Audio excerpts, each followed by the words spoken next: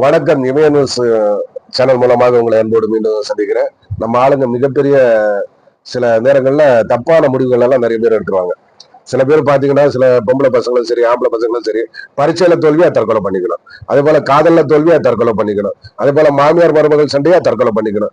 அதே போல புருஷன் பொண்டாட்டி சண்டையா தற்கொலை பண்ணிக்கணும். நான் புருஷன்கிட்ட ஒரு பொருள் கேட்டு புருஷன் வாங்கி கொடுக்கலையா தற்கொலை பண்ணிக்கணும். அதே போல நம்ம யாருக்கிட்ட நம்மளோட பொருட்களை கொடுத்துருப்போம், நம்பி கொடுத்துருப்போம், கடைசியில் அவன் ஏமாத்திட்டு போனானா தற்கொலை பண்ணிக்கணும். கடன் பிரச்சனையா தற்கொலை பண்ணிக்கணும். இப்படி எல்லாத்துக்குமே தற்கொலை தான் ஒரு முடிவுன்னா, அப்ப பார்த்தா நாட்டுல முக்காவாசி பேரை தற்கொலை பண்ணிதான் இன்னைக்கு செத்துருக்கணும்.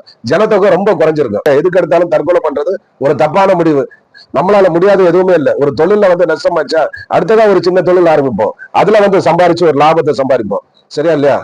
அதனாலதான் நான் சொல்றேன், இந்த தப்பான எண்ணம் இருந்தா யாரா இருந்தாலும் தாய்மார்களே, அதே மாதிரி தாய் குலங்களே, அண்ணன் தம்பிமார்களே, தயவு செஞ்சு நீங்க கண்டிப்பா அந்த எண்ணத்தை கண்டிப்பா நீங்க மாத்துங்க. உங்களுக்கான உயிர் உங்களுக்கு கூட சொன்ன கடவுளுக்கு சொந்தமான உயிர். சரியா?